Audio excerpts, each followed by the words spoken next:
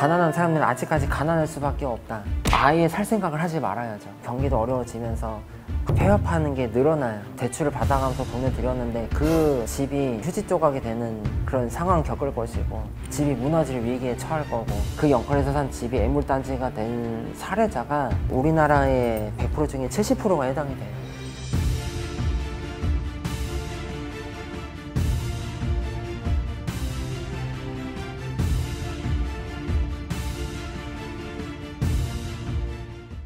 선생님 안녕하세요. 네, 안녕하세요. 반갑습니다.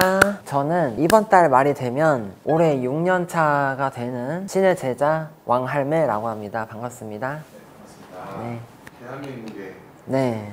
부분이 좀 궁금해서 선생님께 여쭤보려고 모셔왔거든요. 네. 신경전 성시고 천원의 성천입니다. 마고대성 사방은 사방천년이. 예. 오냐.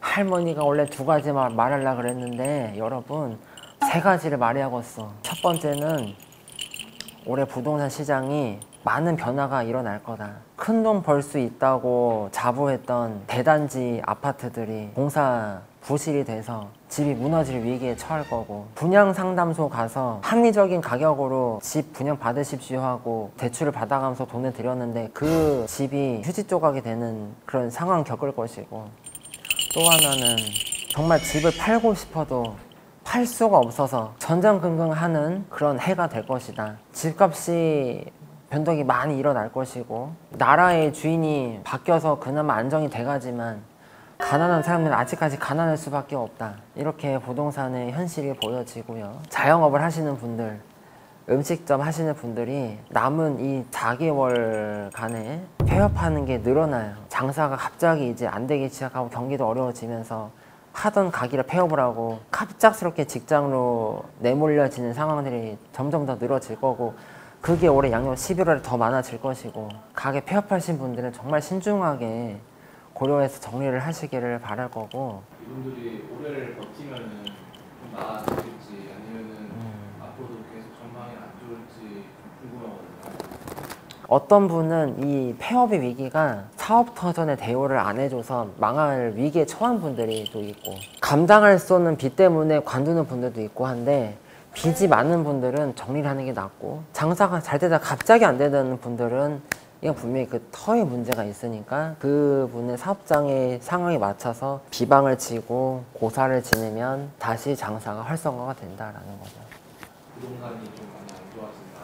네, 계속 안 좋아지는 건 아니에요, 사실. 근데 잘 되는 사람은 계속 유지가 되고, 부동산을 그동안 여러 가지 일이 많았던 분들은 그 일이 당장 좋아지긴 힘들어요. 이 시기에는 진짜 영끌에서 뭔가를 산다던가 하는 거는 좀 피해야겠네요.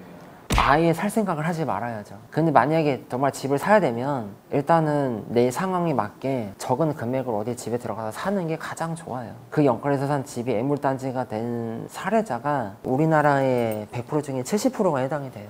그 정도로 네.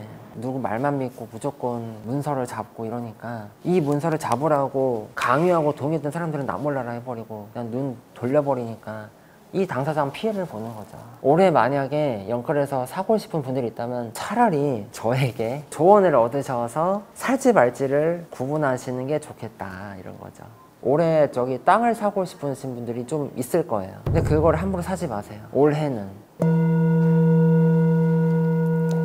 또 한 가지를 여러분께 말씀을 드리자면, 건강의 재난입니다. 나이를 불문하고 삼시세끼 밥을 끼니를 다 드시잖아요. 모든 분이 다 똑같진 않지만 젊은 세대들은 밥 먹자마자 바로 커피를 먹고, 또 밥 먹자마자 단 음식을 먹고, 이렇게 해서 식생활을 이어가고 있는데, 그렇게 식생활을 이어가고 있는 사람들 중에 50% 이상이 당뇨나 혈관병 등의 질병에 걸리는 게 많아요. 20대, 10대 요 나이대 분들이 그런 당으로 인한 병이 많이 걸리고 있어요. 전립선도 영향이 갑니다.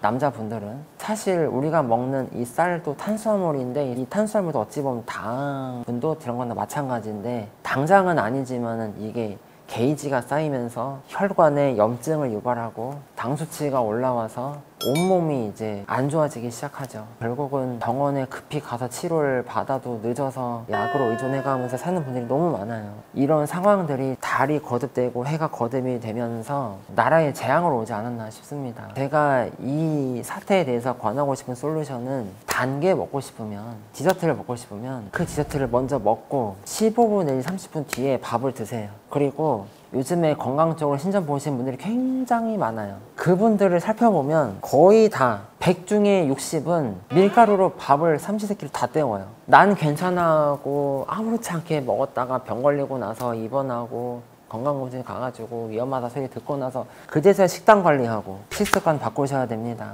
밥 먹고 바로 커피 마시는 거, 특히 라떼 종류, 커피만 있는 게 아니고 우유 섞인 것도 해당이 되는 그런 것들이 더 심하더라고요. 내 주변에, 우리 주변에 있는 모든 사람들이 영양학적으로 많이 몸이 안 좋아지고 있어요. 저는 어찌 보면 이 사태가 인구가 줄어드는 원인 중에 하나라고 생각해요. 오늘 이 방송을 보시고 내가 식습관을 이렇게 행해왔다면 이제부터라도 고치시길 바랍니다.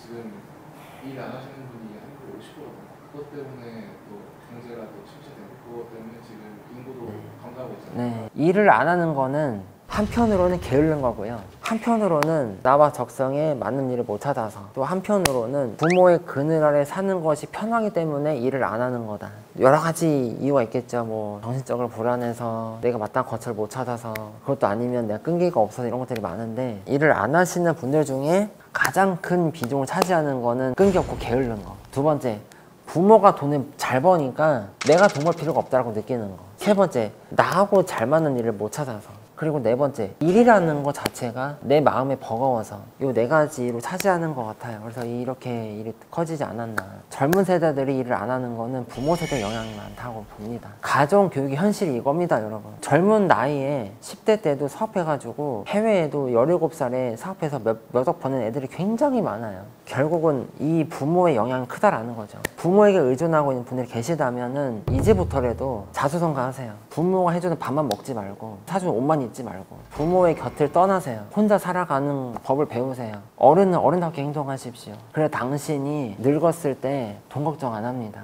명심하세요. 한편으로 걱정이지만 조언을 주시는 거를 잘 따르면은 네. 저희가 조금은 미래가 희망이 있지 않나 싶습니다. 희망이 있죠. 왜냐면 어려운 시절에도 어떻게 노력으로 딛고 서서 잘 된 사람도 무수하게 많기 때문에 언제가 됐던지 간에 늘 좋은 소식과 나쁜 소식이 같이 공존한다고 생각해요. 일단은 그 사람의 사주와 그 인간의 노력에 달렸다. 자, 마지막 제가 한마디 할게요. 여러분, 인생은 타이밍이에요. 그냥 있는 게 아닙니다. 오늘은 여기까지 하겠습니다. 감사합니다. 네.